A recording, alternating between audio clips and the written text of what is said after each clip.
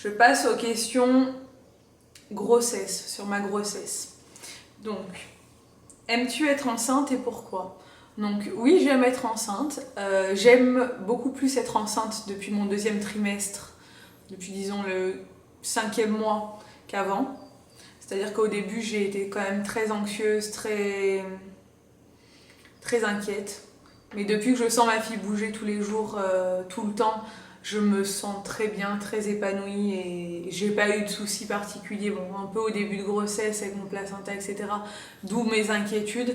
Mais depuis que je me sens bien et puis actuellement je me sens vraiment en pleine forme, voilà, j'espère croiser les doigts pour que ça dure jusqu'à la fin, mais je fais énormément de choses et ça se passe très bien. Donc oui, j'aime être enceinte.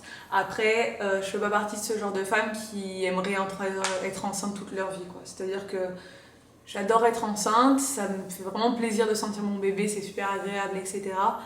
Mais je pense que je préférerais quand elle sera là. Enfin, j'ai vraiment hâte qu'elle soit là, quoi. C'est pas... Mon but dans ma vie, c'est pas d'être enceinte, c'est d'avoir un enfant. Donc voilà, c'est pas non plus passionnant. Voilà, puis là, je commence à être vraiment... me sentir un peu grosse, etc. Donc... j'ai hâte de retrouver mon corps d'avant aussi, même s'il aura changé, c'est pas grave, j'ai hâte de pouvoir me rhabiller comme je veux, etc. Et d'avoir ma fille avec moi parce que l'objectif c'est quand même de profiter de mon enfant, pas de pouvoir partager ça en fait, hein, parce que c'est vrai que de l'avoir dans mon ventre c'est bien, mais j'ai l'impression que c'est un peu égoïste, le papa il en profite pas du tout autant que moi parce qu'il ressent pas les choses comme moi et j'ai vraiment envie qu'on partage ça à 3, donc voilà, j'ai hâte qu'elle soit là. Quand est prévu ton accouchement? Alors mon accouchement est prévu pour le 20 juillet, donc on verra si j'arrive jusqu'au 20 juillet ou si je dépasse le 20 juillet ou pas. Avais-tu une préférence fille ou garçon? Alors honnêtement, j'ai toujours rêvé d'avoir une fille. Mais quand je suis tombée enceinte, ça m'était vraiment égal. C'est-à-dire que ce soit une fille ou un garçon, j'étais persuadée d'ailleurs que c'était un garçon pendant 3 mois. Je sais pas pourquoi, j'avais le pressentiment que c'était un garçon. Mais ça m'aurait été vraiment égal que ce soit une fille ou un garçon parce qu'à partir du moment où on est enceinte, qu'on veut un bébé, tout ce qu'on veut, je pense, c'est qu'il soit en bonne santé. Après, que ce soit une fille ou un garçon, franchement... Mais bon, c'est vrai que d'avoir une fille, j'étais très très très contente. Parce que je voulais au moins une fille en fait. Donc d'avoir une fille, moi je suis sûre d'en avoir une. Même si j'en ai une deuxième, il n'y a pas de souci. Il n'y a pas de souci, c'est super. Si j'ai un garçon, ce sera, je pense, encore mieux parce que ça fera la fille et le garçon. Mais j'avais peur d'avoir 2 garçons ou 3 garçons. Donc, parce que j'avais quand même envie d'avoir au moins une fille. Donc là, je sais que j'aurai la fille, donc je suis très contente. Accouches-tu à Ajaccio? Oui, malheureusement. Je dis malheureusement, bon, même si je pense que ça va bien se passer, pour la plupart des gens ça se passe bien, mais je dis malheureusement parce qu'on n'a pas le choix. À Ajaccio, il n'y a qu'un... En Corse, c'est assez compliqué. Quand on habite en Corse du Sud, en fait, on ne peut accoucher qu'à l'hôpital d'Ajaccio. Il n'y a pas de clinique, donc il n'y a que le service maternité de l'hôpital. L'hôpital est très vieux, il y a un nouvel hôpital qui est en train de se construire, mais qui ne sera pas prêt avant quelques années. Donc voilà, je vais devoir accoucher dans l'ancien hôpital qui est très vieux, qui n'a pas beaucoup de chambres. C'est des chambres à 2, il faut avoir vraiment beaucoup de chance pour avoir une chambre seule. Donc bon, ça ne m'enchante pas vraiment. Il n'y a pas de service, voilà, c'est pas une maternité de niveau 3 comme sur la Côte d'Azur, etc. Donc ça me rassure pas trop, mais j'essaie de pas trop y penser. Voilà, je me dis que bon, il y a plein de femmes qui accouchent tous les jours, donc bon, pas de raison que ça se passe mal. Meilleur moment enceinte. Alors mon meilleur moment enceinte pour l'instant, hein, parce que j'ai pas terminé ma grossesse, je pense que c'est le moment où la gynéco nous a annoncé que c'était une fille. Donc c'est la seule écho où j'ai pleuré, même si je pensais que j'allais pleurer à toutes les échos en fait, parce que je suis quand même une fille qui est assez sensible, je pleure tout le temps devant la télé et tout, enfin voilà. Mais en fait, le moment de cette écho, c'était différent pour moi parce que vu que j'ai été très anxieuse les premiers mois, à chaque écho, j'avais peur que ça se passe mal. qu'on m'annonce une mauvaise nouvelle. Et donc j'ai été tellement anxieuse que à chaque écho j'étais très concentrée et du coup j'étais pas dans l'émotion, même si ça me faisait quelque chose, etc. Mais j'arrivais pas à me lâcher. Et en fait l'écho où la gynéco nous a annoncé le sexe, j'étais tellement heureuse parce que j'ai pas dit qu'en fait quand vous m'avez demandé si je préférais une fille ou un garçon, donc j'ai dit que moi ça m'était plutôt égal, mais mon chéri par contre lui voulait absolument une fille. Bon, je pense qu'un garçon ça lui aurait fait plaisir aussi, mais lui il tenait vraiment à avoir une fille, pour lui c'était une fille quoi. Donc le jour où elle nous a annoncé que c'était une fille, j'ai été tellement heureuse et que j'ai relâché voilà, toute la pression. Voilà, c'est l'écho où j'ai pleuré, j'étais super contente. Et du coup, voilà, c'est pour moi le meilleur moment, le meilleur souvenir pour l'instant parce que, bon, avec aussi l'annonce qu'on a annoncé à nos pères à Noël, c'était très beau parce que nos mères, on leur avait annoncé. Moi, ma mère par téléphone et lui, sa mère, on lui a annoncé quand même assez tôt. Mais nos pères, on avait fait une petite mise en scène, voilà, c'était beau aussi. Donc voilà, je dirais ces deux moments-là. La pire chose enceinte. Alors, la pire chose.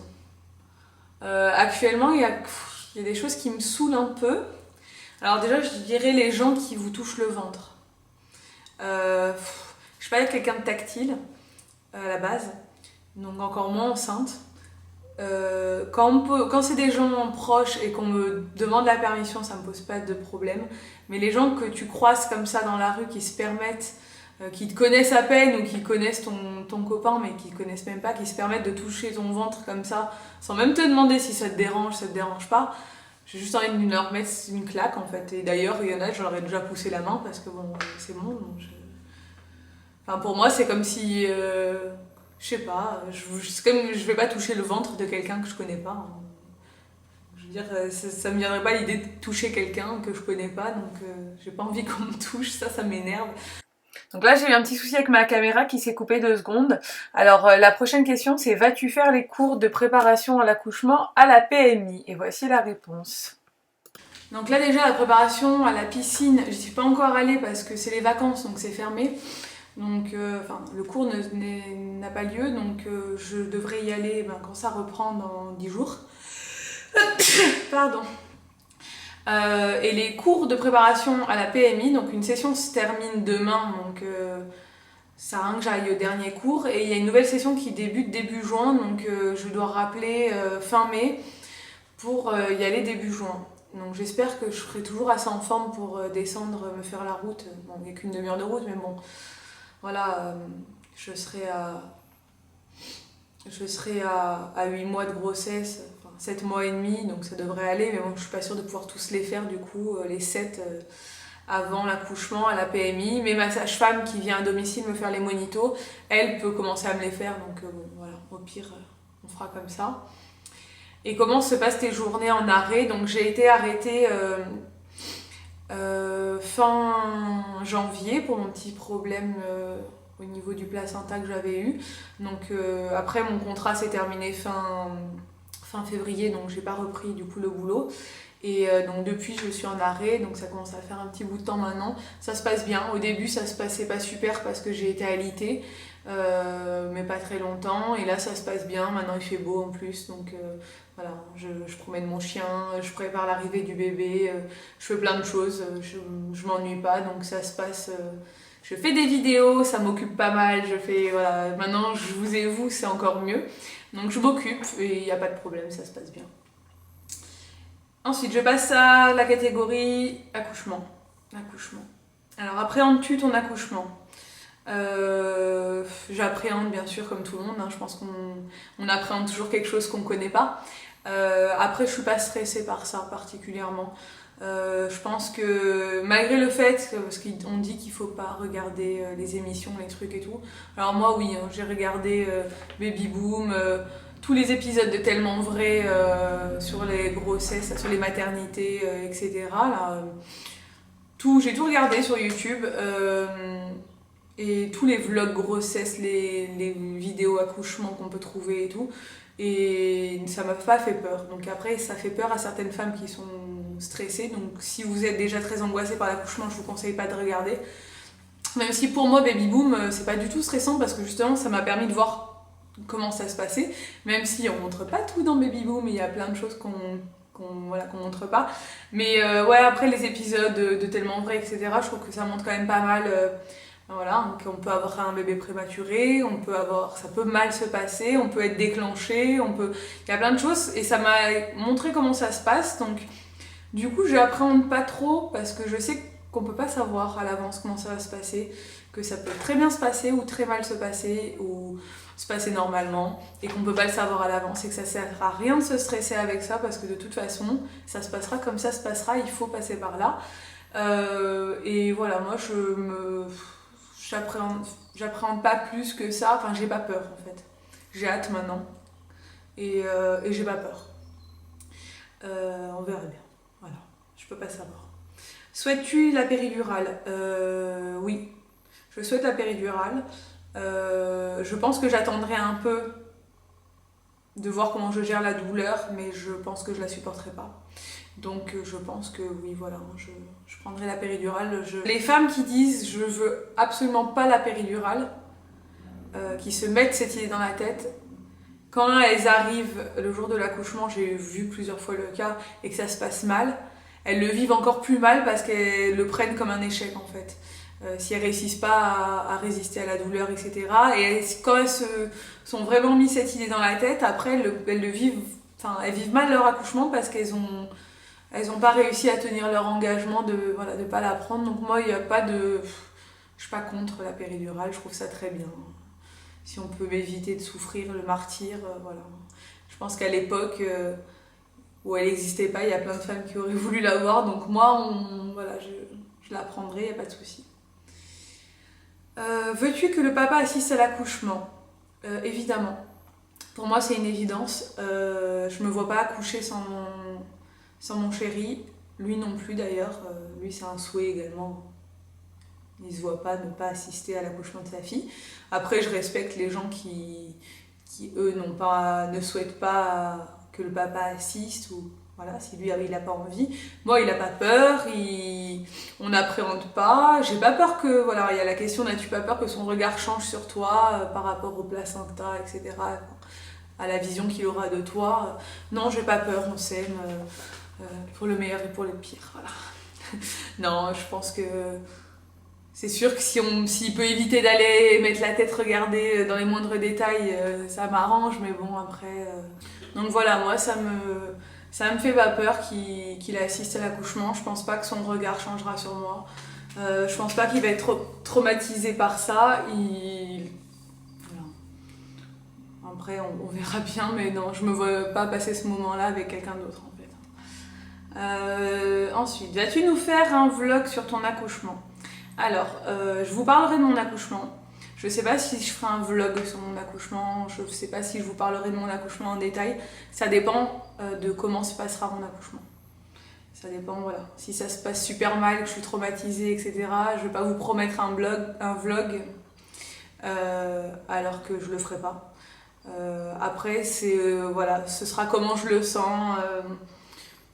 Voilà, je pense de toute façon que je rentrerai pas dans les détails sordides parce que bon, ça sert à rien. Voilà, c'est pas très glamour. Mais après, oui, je vous raconterai tout ça une fois que ce sera fait. Ensuite, les questions sur ma chaîne. Donc, continueras-tu à faire des vidéos une fois que tu auras accouché? Donc oui, évidemment, je compte pas arrêter de faire des vidéos une fois que j'ai accouché. J'ai plein de vidéos prévues pour après l'accouchement. Donc ouais, c'est avec plaisir que je ferai des vidéos. Forcément, la période où je vais accoucher, les premiers temps, je pense qu'il y aura un peu moins de vidéos parce que le temps que je m'adapte à mon nouveau rythme. Mais après, je prendrai le temps de faire des vidéos. Voilà, il n'y a pas de souci, je compte pas m'arrêter. Vas-tu nous parler des premiers pas avec ta fille et les vidéos beauté, et continuer les vidéos beauté? Donc oui, je continuerai les vidéos beauté. Et vas-tu nous parler des premiers pas avec ta fille? Oui, je compte en faire. Je compte vous faire des vidéos postpartum, donc c'est-à-dire des vidéos après accouchement. où je parlerai voilà, de premier mois, deuxième mois, etc. De mon bébé, de moi, comment ça se passe, ma vie de maman, etc. Donc oui. Et on m'a demandé aussi, comptes-tu faire une morning routine avec ta fille? Donc déjà, je compte vous faire une morning routine maintenant, d'ici peu. Et ensuite, comme ça, je vous en ferai une avec ma fille. Comme ça, on pourra comparer un peu mes 2 morning routines avant et après avoir eu un enfant. Est-ce qu'elles auront beaucoup changé ou pas? Donc voilà, je vous ferai ça, pas de problème. Vas-tu faire des vidéos déco? Car ta maison a l'air très jolie, donc merci. Produit favori ou produit terminé? Donc produit terminé, ça y est, comme vous avez pu le voir, ma dernière vidéo, c'est ça. Donc oui, ça fait partie des vidéos que j'ai envie de tourner. Produit favori, j'en ferai aussi. Et vidéo déco, oui. Voilà, la déco, c'est une de mes passions, on va dire. Un de mes loisirs. J'adore la déco, tout comme la mode et voilà, comme les voyages, etc. Oui, j'avais une question, c'est quels sont tes loisirs? Dans la première partie, auquel je n'ai pas répondu, j'ai dû oublier de la noter. Donc voilà, mes loisirs, ça en fait partie. Donc je ferai des vidéos déco, oui, parce que j'adore la déco, que j'ai décoré toute ma maison et que voilà. Donc ça commencera par le room tour et puis après on s'en suivra d'autres vidéos déco, il n'y a pas de problème. Alors, que penses-tu de ces femmes qui exposent leur grossesse sur le net et qui, dès l'arrivée de bébé, ne communiquent plus rien? Je pense pas grand-chose. C'est-à-dire que je pense que chacun fait comme il a envie de... Voilà, chacun fait comme il a envie. Moi, ça va pas être le cas. C'est-à-dire que je trouve ça normal après... avoir passé des mois à vous raconter ma grossesse, de vous donner des nouvelles de la suite. Hein. Pour moi, c'est quand même logique et par respect pour mes abonnés, je trouve que c'est quand même sympa. Après, je comprends aussi les gens qui n'ont pas envie de divulguer des choses trop personnelles. Après, voilà, chacun fait comme il veut. Je trouve ça sympa, en fait, de donner quand même des nouvelles aux abonnés, même si on n'a pas envie de montrer son enfant, ni de rentrer trop dans le détail, au moins de raconter un peu, de donner des nouvelles, parce que c'est vrai que s'arrêter comme ça brutalement, c'est un peu l'histoire où il manque la fin, quoi. Donc forcément c'est un peu dommage, mais bon, après chacun fait comme il le sent, ça c'est voilà, les gens ne doivent rien à personne, c'est comme ça, donc après ça dépend vraiment du caractère de chacun. Serais-tu d'accord pour des swaps bébés entre femmes enceintes, du moins entre tes abonnés, je veux dire? Donc là, j'ai pas trop compris la question. Enfin, j'ai compris, hein, c'est ce que je serais d'accord de faire des swaps avec des femmes qui sont enceintes et qui sont abonnées. J'ai pas trop l'intention de faire des swaps. Parce que pour moi, faire des swaps, si je faisais un swap avec quelqu'un, ce serait avec quelqu'un que je connais bien et voilà, à qui je pourrais offrir des choses qui lui correspondent et qui lui plaisent. Et qui me connaît bien et qui, voilà, à qui on pourrait échanger un swap utile, c'est-à-dire voilà, des gens que je connais, quoi. Donc, vu que je connais personne sur YouTube personnellement, je compte pas pour l'instant faire de swap. Et puis avec mes abonnés, si elles ont une chaîne YouTube, encore oui, ça aurait pu se faire. Parce qu'elles, du coup, pourront montrer aussi ce que je leur... le swap que je leur ai envoyé, mais si elles n'ont pas de chaîne YouTube, du coup, ce sera un swap à sens unique. Enfin, je ne saurais pas trop de... Ça ne voudrait pas dire grand-chose. Donc pour l'instant, non, c'est pas dans mon intention. Parce que moi, si je fais un swap, j'aimerais qu'il soit vraiment... me donner à 100% dedans, que ça plaise vraiment à la personne. Donc il faut vraiment connaître les gens pour faire ce genre de choses.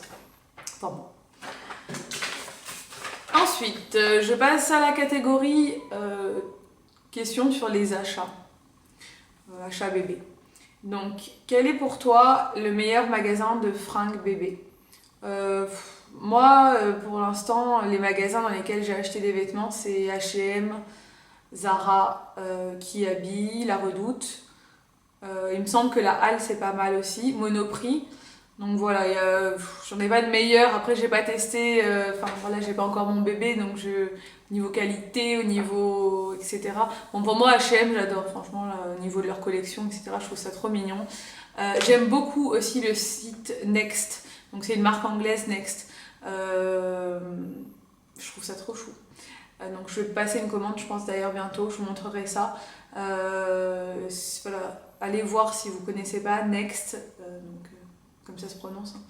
Je vous mettrai le lien en barre d'infos du site. Ils ont un site français maintenant, ils livrent en France et bon, après moi ça me plaît parce que c'est des choses, c'est une mode anglaise, voilà, et c'est le style de vêtements qui me plaît. Donc je sais pas si ça plaira à tout le monde, mais moi voilà, j'aime bien ce site-là. Quel sera ton choix pour les produits de bébé? Alors pour l'instant, je me suis pas vraiment renseignée sur les produits de bébé. Il va falloir que je le fasse. Je pense que j'opterai pour des marques assez naturelles et j'essaierai de faire attention à la composition, etc. Voilà. Après, je sais pas. Pour l'instant, j'ai pas vraiment de réponse à cette question. Quel gros craquage pourrais-tu faire pour ta fille? Alors ça, franchement, je sais pas. Je suis pas trop pour acheter des vêtements chers pour les bébés parce que bon, voilà, je trouve pas ça utile parce qu'ils les mettent pas longtemps. Donc ce sera sûrement pas un craquage vestimentaire. Je serais capable de craquer pour un élément de décoration si je... Voilà, bon, ça, même si ça sert à rien, ça c'est parce que j'adore la déco, donc pourrait être la chose qui me ferait craquer, mais bon, j'essaierai de pas le faire. Je sais pas, franchement, je vous dirai si jamais je craque pour quelque chose d'un peu énorme. Vas-tu nous faire une vidéo sur tes gros achats puériculture? Donc oui, c'est une bonne idée. Je vous ferai une vidéo, mais je pense que je vous la ferai après l'accouchement pour vous dire quand j'aurai testé ces achats-là, si c'est ce que j'en pense, du coup vous dire si j'ai bien fait de les acheter ou pas. Et ouais, donc voilà, sur la poussette et tous les gros achats puériculture, c'est vrai qu'on a un peu perdu quand on arrive dans le magasin pour faire la liste de naissance, franchement. Moi je connaissais rien, donc je vais me renseigner un peu et puis voilà. Donc je vous dirai si moi mes achats sont bien et ce que j'ai acheté, je vous montrerai tout ça.